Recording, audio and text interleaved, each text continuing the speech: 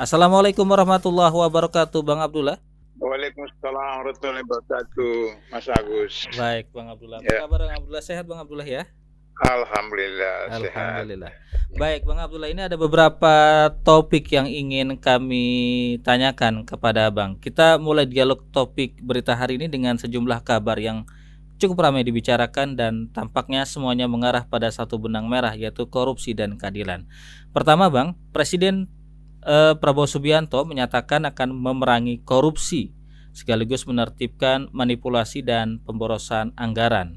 Tapi di saat yang hampir bersamaan justru mencuat kembali dugaan korupsi kuota haji yang diduga terjadi pada tahun 2023 hingga tahun 2024. Apakah ini menjadi ujian awal bagi pemerintahan Prabowo, dan mampukah perang melawan korupsi benar-benar dimulai dari sini? Di tempat lain, DPR menganggap surat usulan pemakzulan Gibran Rakabuming Raka tidak penting. Apakah ini mencerminkan lemahnya kontrol parlemen terhadap kekuasaan atau justru sekedar manuver politik yang tak berdasar? Sementara itu, Bang, dari luar negeri kami juga memiliki informasi Donald Trump ini ternyata ikut cawe-cawe ya. Bukan hanya di Indonesia saja, tapi di luar negeri juga ada kasus cawe-cawe. Dalam hal ini cawe-cawe terhadap kasus hukum di Israel. Ia menyerukan agar persidangan korupsi Perdana Menteri Netanyahu dibatalkan. Apa sebenarnya kepentingan Donald Trump di sini dan bagaimana ini mencerminkan posisi Amerika terhadap hukum dan keadilan di kawasan? Dan itu saja dulu, Bang. Terima kasih, Bang. Silakan, Bang Oke, Abdullah. baik. Para pendengar radio silaturahim yang insya Allah diberkati pada Jumat pagi ini. Iya. Yang pertama soal statement Prabowo untuk memberantas korupsi, dan pada waktu yang sama korupsi terjadi di mana-mana, khususnya haji dan Pertamina dan sekian banyak seperti itu. Di situ saya lihat bahwa Prabowo tidak mengerti tentang apa itu korupsi yang sebenarnya, sehingga kemudian pendekatannya pendekatan aspek, misalnya ketika kasus beberapa waktu yang lalu itu ada hukuman kepada satu terdakwa hanya cuma 5 tahun, kemudian dia katakan bila perlu 50 tahun misalnya seperti itu. Itu menunjukkan bahwa Prabowo tidak membaca undang-undang tindak pidana korupsi, Prabowo tidak membaca undang-undang kepolisian, kejaksaan dan KPK seperti itu. Beliau hanya berdasarkan semangat seperti itu, tapi tidak melihat bagaimana anatomi korupsi yang menurut UNCC, unit korupsi di PBB, bahwa korupsi itu merupakan kejahatan luar biasa, extraordinary crime. Nah, karena itu maka korupsi itu tidak hanya dalam bentuk mengambil uang negara atau uang perusahaan, tapi korupsi itu ada yang disebut dengan material corruption, politic corruption, intellectual corruption.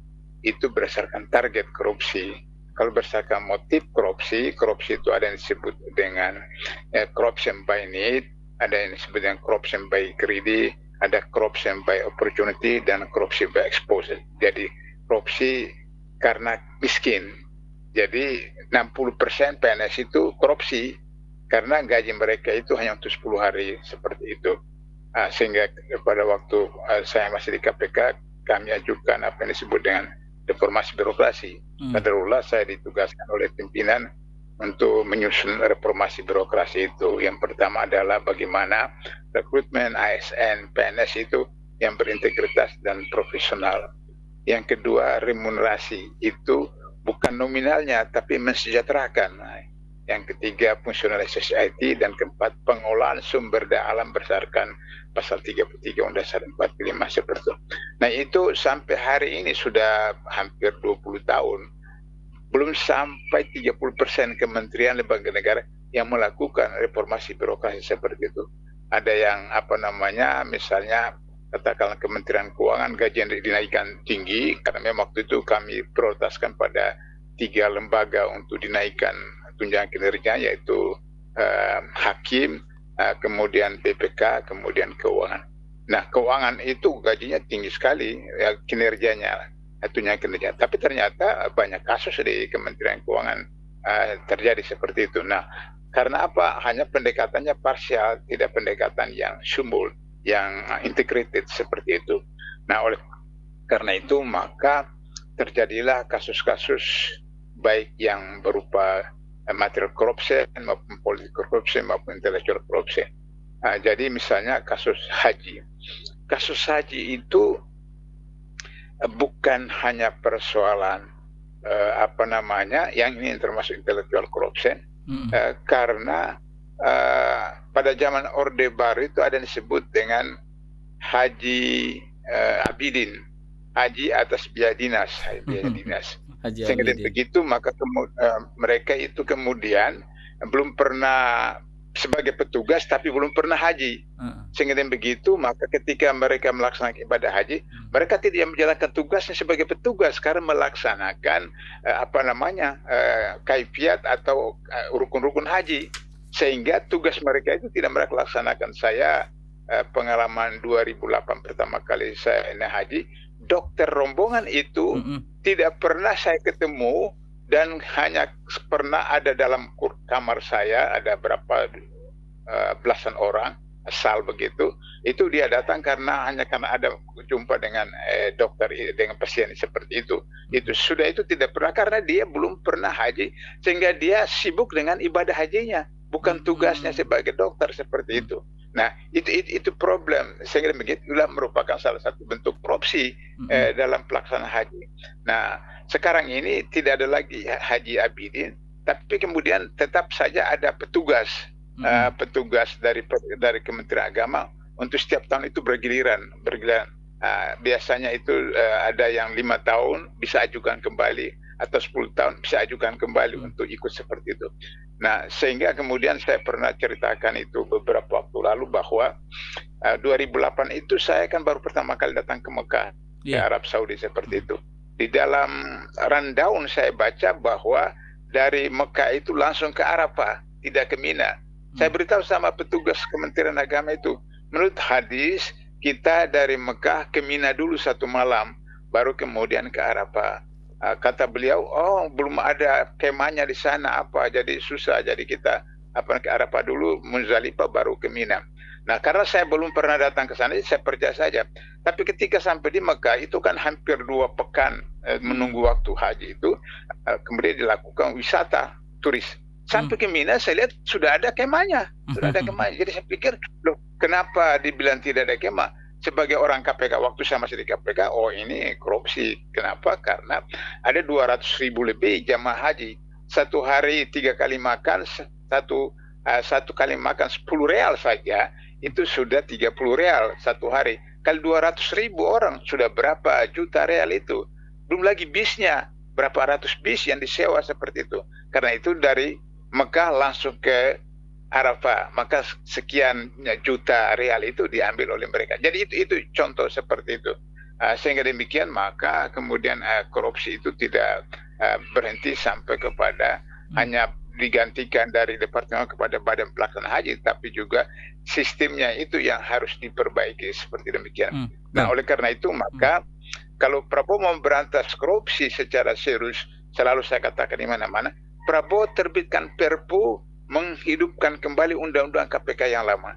Kalau undang-undang KPK yang lama itu dihidupkan kembali, maka semua kasus-kasus besar melibatkan siapa saja, apakah Jokowi, apakah Gibran, apakah menteri-menteri, Menko-Menko, itu bisa diproses seperti itu. Jadi itu soal pemberantasan korupsi yang optimal. Sehingga dengan begitu maka jangan hanya Prabowo mengatakan kejar koruptor sampai ke Antartika, tapi tetangganya, kabinetnya justru kemudian korupsi dibiarkan saja seperti itu. Itu Bang, yang pertama. Yang kedua, Bang Abdullah, ini terkait dengan haji, apakah ini kemudian yang menyebabkan Arab Saudi melayangkan nota diplomatik ya, di mana Arab Saudi ini menilai bahwa pelaksanaan ibadah haji tahun ini banyak kesemrawutan sehingga akan mengancam kuota haji 50%. Ini kalau saya dapat info, kalau masa tunggu haji ini kan sekitar 11 sampai 47 tahun. Jadi kalau kita daftar 2025 nanti baru bisa berangkat 2034 bahkan hingga 2072, Bang.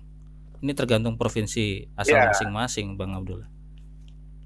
Ya, itu karena sumbernya ya korupsi. Kenapa? Ada Haji Puroda. Haji Puroda itu kan hampir 1 miliar kan, 700 juta, apa beratus juta, dan itu pesawatnya hanya untuk belasan orang berangkat 3 hari sebelum haji, dan kemudian besoknya atau lusa setelah dari Mina habis jumroh terus balik kan, seperti itu.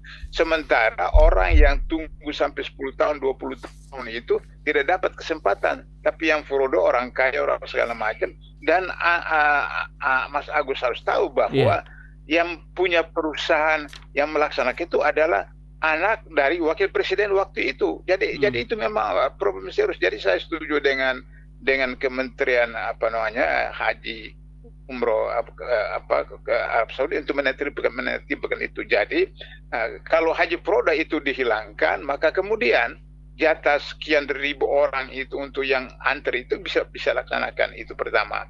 Yang kedua, ikut cara Malaysia. Jadi Malaysia itu daftar seperti buka rekening bank itu. Jadi RM10, RM20, kemudian tunggu nanti waktunya sudah datang, baru setor terus berangkat. Itu sistem haji di Malaysia. Kalau kita kan tidak. Pertama kali kan store 20 juta. Nanti kemudian sekian belasan tahun kemudian dapat nomor, baru bayar store terus berangkat. Nah, persoalannya uang yang disimpan 20 juta kali sekian ratus juta orang, 10 juta orang, itu kemana itu uang seperti itu. Nah, di Malaysia itu ada ijab kabul. Ketika mendaftar RM10 atau RM20 atau RM50, ada ijab kabul bahwa ini akan digunakan mudharabah. Kemudian mereka membangun seperti kelapa sawit, proyek-proyek perumahan dan seterusnya, sehingga haji pertama, orang pertama kalinya haji di Malaysia itu bayar 50%, karena 50% itu berasal dari mudharabah, dana mereka itu yang disimpan situ. Nah, Indonesia tidak ada begitu. Ketika Jokowi presiden itu, dana haji itu dipakai membangun infrastruktur dari Aceh sampai Papua Barat, dan itu tidak ada ijab kabul dengan jemaah seperti itu. Kata wakil presiden waktu itu adalah utang. Kapan dia minta izin sama yang punya uang seperti itu? Nah, karena itulah maka sekarang, tahun lalu dan tahun ini, jemaah ONH itu menjadi 50 juta, karena itu real. Sebenarnya itu karena tidak ada lagi subsidi dari mudharabah daripada hasil simpanan uang jemaah haji seperti itu. Jadi oleh karena itu maka harus dilakukan seperti model di Malaysia, sehingga tidak ada furoda, semua sama. Mungkin saya setuju bahwa diprioritaskan yang umur yang lansia, tapi kemudian dampak haji kepada sistem pemerintahan, dampak haji terhadap sistem kenegaraan, keadilan, kejahatan tidak tercipta. Kenapa? Karena orang ASN itu naik haji setelah dia pensiun, kan dia simpan uang sampai setengah itu. Nah, semenjak pensiun, hajinya itu mabrur, tapi untuk pribadinya, untuk keluarganya, bukan untuk instansinya, bukan untuk lembaga negara, bukan kementerian. Nah, oleh itu maka kalau Prabowo itu cerdas dan kemudian harus memperhatikan bahwa orang-orang yang sedang memegang jabatan ke ASN, PNS itu haji, supaya kemudian kembali haji mabrur, langsung terjadi perubahan di kementerian, lembaga negara. Tapi pengalaman selama ini orang ASN itu setelah pensiun, nah dia kumpulkan uang seperti itu. Nah, itu soal haji. Kemudian persoalan DPR. Persoalan DPR itu kan saya sudah jauh-jauh hari katakan dalam grup-grup itu sibuk tentang petisi purnawirawan seperti itu. Nah, itu berarti teman-teman masyarakat tidak tahu tentang status DPR itu. DPR itu hasil survei KPK 2019, Pilpres Pileg 2019, itu 49% anggota DPR itu adalah pengusaha. Nah, karena 50%, hampir 50% itu anggota DPR itu pengusaha, orientasinya adalah pengusaha. Nah, pengusaha-pengusaha ini kan hubungannya dengan oligarki. Jadi tidak bisa diharapkan bahwa DPR itu mau melakukan aspirasi rakyat, apakah itu masyarakat sipil, purnawirawan dan seterusnya, itu tidak realistik. Kita ingat beberapa tahun lalu ketua fraksi PDP di DPR mengatakan bahwa kita di sini berdebat apa segala macam, tapi kalau ketua umum tidak setuju, bagaimana? Seperti selesai. Kalau ketua umum tidak setuju, tidak jalan seperti itu. Nah, itulah mengapa petisi yang disampaikan oleh Purnawara itu dianggap itu seperti medsos-medsos yang lain. Kenapa? Karena kalau kita hitung secara matematik, Mas Agus, untuk bisa dibawa ke MK itu harus 50% tambah 1 anggota DPR. Baru kemudian bisa dalam pleno 50% tambah 1 baru dibawa ke MK. Mari kita hitung. Nomor 1 partai di DPR itu adalah PDP, 111 atau 112. PDP itu 75% itu orang Jokowi. Orang Jokowi. Sehingga tidak mungkin mereka setuju untuk memakzulkan Gibran, itu satu. Kemudian Golkar 100. Kemudian PAN itu 100%. Kemudian Demokrat mungkin 50-50 lah barangkali seperti itu. Nasdem juga begitu. Sehingga kalau dihitung total tidak sampai 51% yang setuju untuk Gibran dimakzulkan. Karena itu maka orang DPR menganggap kita sibuk-sibuk, kalau ketua umum mengatakan tidak boleh seperti itu. Nah, itu harus dipahami tentang posisi DPR, sehingga pada waktu Jokowi itu selalu saya katakan bahwa DPR itu adalah humasnya istana. DPR itu adalah kantor kedua dari presiden, seperti itu. Jahat-jahatnya zaman Soeharto, ada anggota DPR yang dipecat dengan apa yang disebut dengan ditarik, kalau bertentangan dengan presiden, bertentangan dengan pemerintah. Kemudian Ali Murtopo, orangnya Soeharto itu perintahkan kepada ketua partai khususnya P3 waktu itu recall, dipecat seperti itu. Artinya bahwa ada perlawanan waktu membicarakan tentang asas tunggal, kemudian bicara KNPI, kemudian macam-macam itu praksi P3 itu walk out. Itu zaman mereka walk out. Nah sekarang siapa yang walk out? Ada kasus undang-undang itu yang teman-teman PKS yang walk out cuma beberapa orang. Tapi hari ini PKS sudah masuk di dalam kabinet Prabowo, sehingga dengan demikian maka kemudian kita tidak tahu berapa banyak persen PKS yang setuju untuk kemudian Gibran dimakzulkan seperti itu. Jadi itu persoalan tentang DPR sekarang. Nah kemudian yang terakhir soal cawe-cawenya Presiden Trump. Nah itu jelas saja dunia ini dikuasai oleh Yahudi.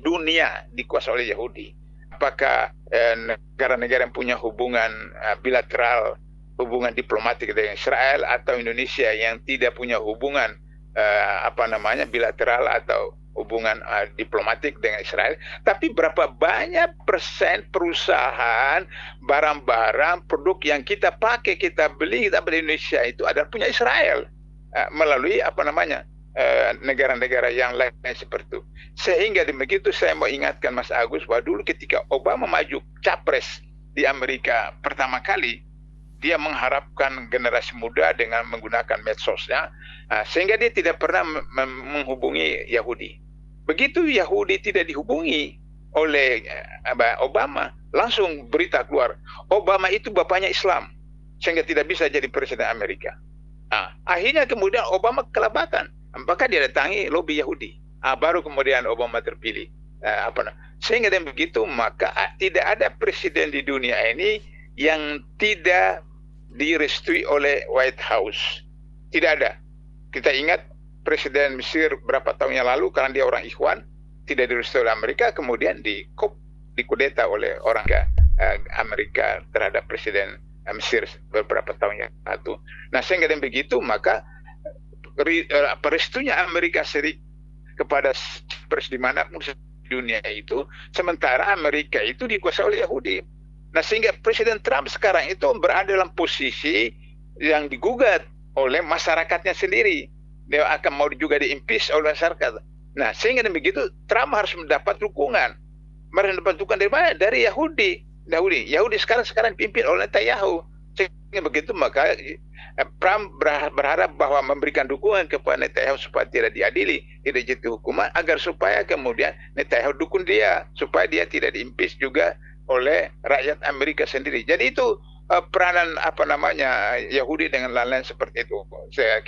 Kita lihat soal Israel, soal Iran, soal Gaza dan seterusnya ini kembali kepada persoalan umat Islam. Saya selalu mengatakan, Mas Agus, menghadapi Israel itu cuma 3 juta lebih penduduknya, itu orang Arab, negara-negara Timur Tengah itu hampir 100 juta penduduknya. Tidak usah pakai peluru kendali. Orang Arab, negara-negara Timur Tengah ratusan juta itu meludah saja pada waktu yang sama, Israel itu banjir. Ya, mereka meludah saja pada waktu yang sama banjir. Tapi karena mereka diadu domba apa dan itu oleh pemain-pemainnya juga Israel, Yahudi dan seterusnya, maka kemudian ya seperti hari ini sekarang seperti itu. Jadi itulah persoalan cawe-cawe Trump itu, karena untuk kepentingan pribadinya, agar supaya kemudian dia dapat dukungan juga dari Netanyahu, sehingga dia tidak dimazulkan oleh rakyatnya sendiri di Amerika. Itu beberapa hal, Mas Agus, tentang kondisi dalam negeri dan juga soal Amerika, Presiden Trump. Itu Mas Agus. Baik, saya juga ingin bertanya balik ke Bang Abdullah terkait Prabowo, kemudian ada pemakzulan Gibran ya. Lalu Bang, bagaimana kemudian kita harus memandang komitmen perang melawan korupsi yang disuarakan oleh Presiden ketika dugaan korupsi besar seperti kasus kuota haji justru terjadi? Apakah kemudian ini menjadi sinyal bahwa korupsi telah mengakar di luar kendali eksekutif?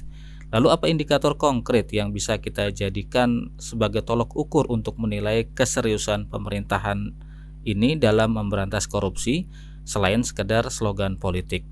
Kemudian terkait dengan pemakzulan nih Bang, jika DPR menganggap surat pemakzulan terhadap Gibran tidak penting, apakah ini kemudian mencerminkan lemahnya fungsi pengawasan lembaga legislatif terhadap eksekutif, ataukah ada kompromi politik yang sedang dimainkan? Lalu bagaimana publik masih bisa berharap pada parlemen sebagai penyeimbang kekuasaan, atau kita sedang menyaksikan kematian kontrol politik dalam demokrasi prosedural saat ini Bang? Jadi untuk saya sudah sampaikan beberapa kali dalam artikel-artikel, buku-buku saya juga saya katakan, kalau Prabowo mau, pertama beliau terbitkan Perpu untuk mengembalikan Undang-Undang KPK yang lama.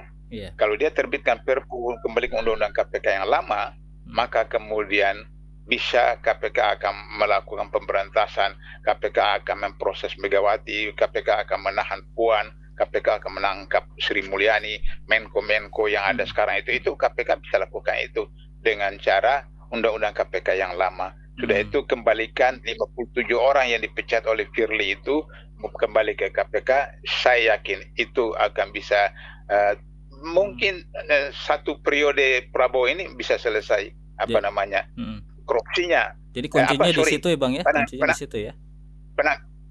Penangkapan koruptornya, bahwa korupsi ujungnya itu harus sistem.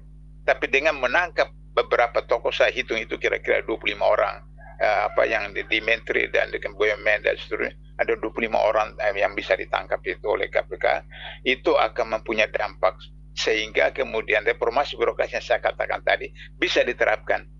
Karena hukuman-hukuman koruptor seperti itu mempunyai dampak yang luar biasa sehingga sistem diterapkan. Nah, dalam konsep itu maka kalau misalnya Gibran tidak bisa diproses oleh DPR, karena saya katakan tadi tidak sampai 50% yang setuju Gibran dimazulkan, karena itu masih kekuatannya Jokowi masih kuat seperti itu di parlemen dan di pemerintahan, maka kemudian caranya ada melalui pemberantasan korupsi. Jokowi bisa dijatuhi hukuman, bahkan pun dalam buku saya yang terakhir, insya Allah mungkin bulan depan terbit itu, Jokowi dapat hukuman mati. Tapi KPK tidak memulainya dengan Jokowi. KPK mulai dengan Blok Medan, yaitu Bobi Nasution. Kenapa? Karena Bobi Nasution itu disebutkan dalam pengadilan kasus Gubernur Maluku Utara, disebutkan bahwa ada Blok Medan, yaitu Bobi Nasution dengan istrinya. Nah, kemudian ketika diproses, maka Bobi Nasution punya 2 kasus Blok Medan di Maluku Utara dan kasus pesawat jet pribadi yang dia pakai. Nah, ketika bicara tentang pesawat jet pribadi, ketika diadili itu, maka Gibran dibawa jadi saksi. Kenapa? Karena pesawat itu markir di Solo, di mana Gibran jadi wali kota Solo, dan itu ada hubungan antara Gibran dengan pemilik pesawat jet pribadi itu. Disitulah Gibran bisa dikenakan apa namanya. Nah, ketika Gibran dikenakan masuk juga, maka Kaisang juga kena. Kenapa? Karena Kaisang juga menggunakan pesawat jet pribadi istrinya itu ke Amerika yang 2 tahun lalu itu. Nah, kalau Kaisang itu tidak bisa diproses oleh siapapun, tidak bisa diproses oleh KPK, tidak bisa diproses oleh kepolisian, tidak bisa diproses oleh kejaksaan, karena dia bukan pegawai negeri dan bukan penyelenggara negara, sehingga dia mau buat apapun itu tidak bisa kecuali pidana umum. Tapi kalau untuk korupsi nggak bisa seperti itu. Tapi dengan kasus Bobi Nasution, maka Gibran kena, Kaisang kena, akhirnya kemudian sampai ke Jokowi. Itu lebih mudah daripada memproses memakzulkan Gibran yang 51% anggota DPR itu adalah orang Jokowi seperti itu. Jadi itu untuk memberantas korupsi, terbitkan Perpu, sudah itu kemudian untuk penataan bagaimana sumber daya alam dan seterusnya, maka Perpu yang kedua adalah membatalkan Perpu MSDM Minerba. Kan lihat kita nikel, kemudian Raja Ampat, kemudian Aceh dan seterusnya, Maluku Utara, Sulawesi Tengah. Itu Minerba itu dihabiskan, dikeruk, kemudian dibawa keluar dan rakyat tempat tidak dapat apa-apa. Karena itu maka kemudian Prabowo harus terbitkan Perpu membatalkan Undang-Undang Minerba yang lalu, kembali kepada Undang Minerba yang lama. Yang itu kembali kepada pasal 33 Undang-Undang 45 bahwa bumi, air dan kandungan sumber daya dalamnya dikuasai oleh negara, kemudian digunakan semaksimal mungkin kepentingan masyarakat. Jadi tambang, laut, hutan itu tidak boleh dilakukan oleh swasta, harus dilakukan oleh BUMN, BUMD atau koperasi. Sebab apa? Pasal 33 diusulkan oleh Bung Hatta, selalu saya katakan di mana-mana, termasuk di Rasil ini. Bung Hatta itu orang Padang, bapaknya dan kakeknya itu kiai, mengerti tentang Islam. Dan itu pasal 33 itu berdasarkan hadis kata Rasulullah bahwa umat Islam itu berkongsi dalam 3 hal. Yang pertama rumput, yang kedua air, yang ketiga api. Rumput itu karena padang pasir. Kalau di Malaysia, di Indonesia, di Italia itu hutan. Jadi hutan itu harus dikuasai oleh negara, bukan oleh swasta. Begitu juga air. Di air di Timur Tengah itu apa namanya? Emas putih seperti itu. Sehingga air ini tidak boleh dijual. Tidak boleh dijual. Kalau harus dijual itu harga kemasan. Air itu tidak boleh dijual. Karena itu harus dikuasai oleh negara. Sehingga tidak boleh swasta. Harus BUMN, BUMD, dan koperasi. Yang ketiga, api itu adalah energi. Kita punya 17 tambang di Indonesia, terbanyak di dunia. Itu saja kalau dikelola oleh BUMN, BUMD tanpa korupsi, itu negara ini sudah makmur seperti itu. Jadi itu yang harus dilakukan oleh Prabowo. Pertama Undang-Undang KPK, kemudian Undang-Undang Minerba, ketiga Undang-Undang IKN, keempat Undang-Undang Cipta Kerja, dan terakhir Undang-Undang Kesehatan.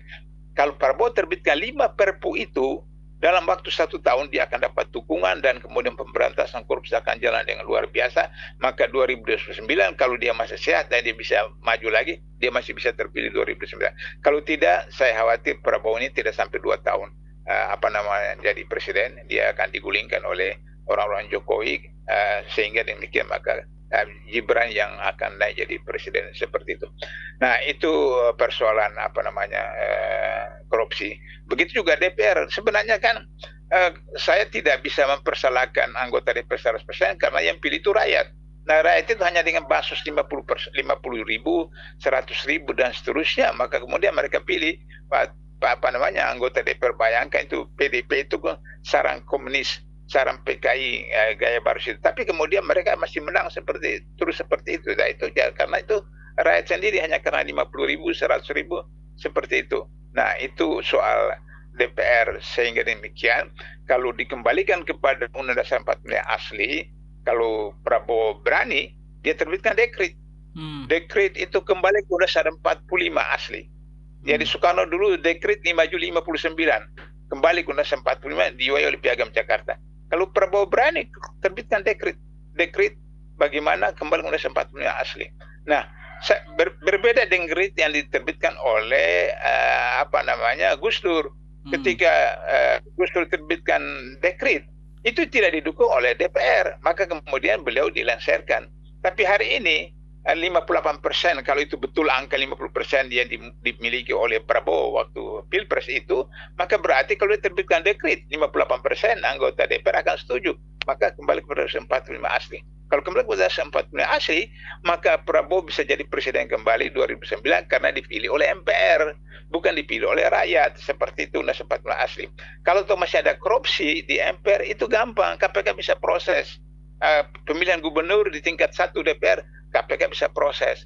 Pemilihan bupati wali kota di DPR di tingkat 2, KPK bisa proses. Karena pengalaman beberapa tahun lalu KPK menangkap 52 dari 55 anggota DPRD Kota Malang. 1 bis diangkut dari Malang ke Jakarta. Jadi kalau ada korupsi di DPR, di MPR, itu KPK bisa berproses. Dan KPK sudah buktikan, ketua DPR ditangkap, ketua MK ditangkap, mantan Kapolri ditangkap, dan seterusnya. Itu karena undang-undang KPK yang lama. Begitu Mas Agus kalau soal DPR seperti itu. Baik Bang, ini ada titipan pertanyaan boleh Bang terkait dengan kasus Tom Lembong ini Bang. Seperti apa Bang? Ya, jadi ini kan ketika Jokowi berkuasa, terus kemudian orang yang tidak memilih Jokowi itu kemudian diproses. Kasus Menko Info, masih ingat kan kasus Menko Info, kasus BTS. Nah itu karena dia tidak memilih 02, langsung diproses. Nah, tapi orang yang terlibat dalam kasus BTS itu bukan hanya menterinya itu. Si Puan itu suaminya terlibat juga dalam BTS, tapi tidak diproses. Kenapa? Karena Puan itu mendukung Prabowo seperti itu, sehingga tidak diproses.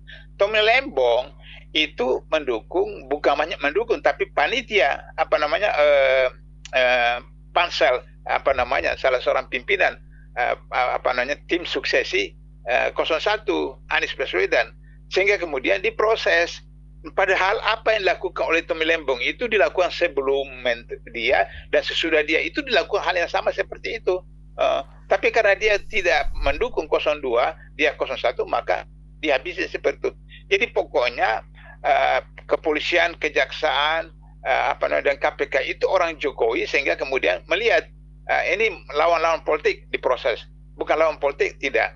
Nah sekarang kemudian ketika sudah bukan lagi Jokowi, kemudian Firly kemudian tetap menjadi tersangka, tapi Firly tidak diproses sampai sekarang karena Firly itu orang Tito, Firly itu orang Jokowi, sehingga tarik tambang, menyandar dan seterusnya seperti itu.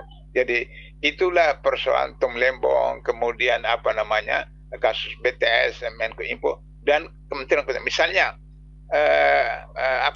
Menko Perekonomian, Ketua Umum Golkar itu yang lalu itu dipanggil Kejaksaan Agung, diperiksa kemudian kemudian ditanya wawancara oleh wartawan, dia katakan saya dukung Jokowi 3 periode. Selesai, tidak ditahan seperti itu. Nah, tapi karena Megawati menolak, kemudian minta perpanjangan 2 tahun, tetap juga Megawati menolak, maka kemudian diajukan Gibran, dan kemudian dia mendukung Erlangga mendukung Gibran, maka kemudian tidak ditahan seperti itu. Begitu juga misalnya menteri ketua umum PAN mendukung Gibran, tidak ditahan, padahal ketua PAN itu juga punya kasus di KPK waktu dia jadi menteri pertanian. Jadi begitu juga Sri Mulyani itu kan punya kasus Bank Senturi. Saya masih di KPK, saya tahu betul kasus dia itu. Dia kabur ke Amerika jadi World Bank, sudah itu kemudian dikembalikan, diminta Jokowi, tapi syaratnya ya jangan kasus dia dibongkar lagi seperti itu. Jadi itu persoalan politik yang kemudian digunakan untuk memperalat pengadilan untuk menjatuhi hukuman atau menghukum orang-orang yang dianggap musuh politik. Itu sebenarnya rahasia sebenarnya. Oleh karena itu maka kalau Prabowo berani, dia ganti diganti Menteri Jaksa Agung, dia ganti Kapolri, nah itu bisa bisa mendukung dia. Dan kemudian tadi KPK otomatis undang-undang KPK yang lama, maka Prabowo bisa didukung oleh 3 lembaga hukum ini, maka kemudian bisa berjalan program-programnya, baik pemberantasan korupsi maupun pembangunan nasional. Begitu Mas Agus. Baik, sebagai penutup Bang Abdullah, semangat Tahun Baru Islam 1447 Hijriah ini apa yang bisa kita tularkan untuk perbaikan negeri ini Bang? Ya, jadi tahun Islam itu tidak berdasarkan nabi, tidak berdasarkan kelompok, tidak berdasarkan mazhab. Kalau tahun Masehi karena Isa al-Masehi, seperti itu. Begitu juga tahun baru Cina, tahun baru Hindu dan seterusnya. Tapi kalau tahun baru Islam itu hijrah. Jadi berdasarkan hijrahnya Rasulullah dari Mekah ke Madinah. Karena itu maka di dalam Al-Quran disebutkan, ya ayyuhallazina amanu wa hajaru wa jahadu fi sabilillahi bi amwalihim wa anfusihim ala ayat. Jadi orang-orang beriman. Jadi yang hijrah itu orang beriman. Tidak ada orang yang dari Mekah ke Madinah itu yang tidak beriman. Orang yang beriman. Karena mereka mau tinggalkan keluarga, harta apa di Mekah, datang ke Madinah yang belum tahu apa yang diperoleh di sana. Seperti itu. Jadi orang beriman. Yaitu hanya menyerahkan diri kepada Allah. Maka mereka jalan kaki sampai berhari-hari, berbulan seperti itu. Ada yang punya kendaraan, naik kendaraan, yang tidak jalan kaki seperti itu. Nah, kemudian tapi setelah hijrah, kemudian jihad. Jihad dengan apa? Jihad dengan fisik, jihad dengan materi dan seterusnya. Itu disebutkan dengan ayat berikutnya, dengan harta kamu. Jadi berjihad dengan harta kamu, baru diri kamu. Baru diri kamu seperti itu. Nah, oleh karena itu maka kita sekarang itu berjihad dengan harta kita, ya, apakah infak, apakah sedekah, apakah zakat dan seterusnya seperti itu. Nah, kalau kita tidak punya harta, ya diri kita tidak usah datang ke Palestina, tidak usah datang ke Gaza. Kenapa? Karena medan perangnya berbeda. Malah kita datang ke sana jadi beban buat orang Gaza di sana karena medannya berbeda, seperti itu. Tapi kita bisa membantu dengan cara ini yang mungkin yang saya sudah sampaikan berkali-kali. Ibu-ibu, khususnya ibu-ibu, itu mulai hari ini, mulai besok dan seterusnya, sampai sebelum Islam bangkit, jangan lagi ke supermarket, jangan lagi ke mall, jangan lagi ke Indomaret, jangan lagi ke Alfamaret, kecuali ke Muhammadiyah Maret, atau kemudian ke 212 Maret, atau ke Dauri Tauhid Maret, seperti itu. Nah, jadi kalau tidak ada, bagaimana belanja? Ke pasar tradisional.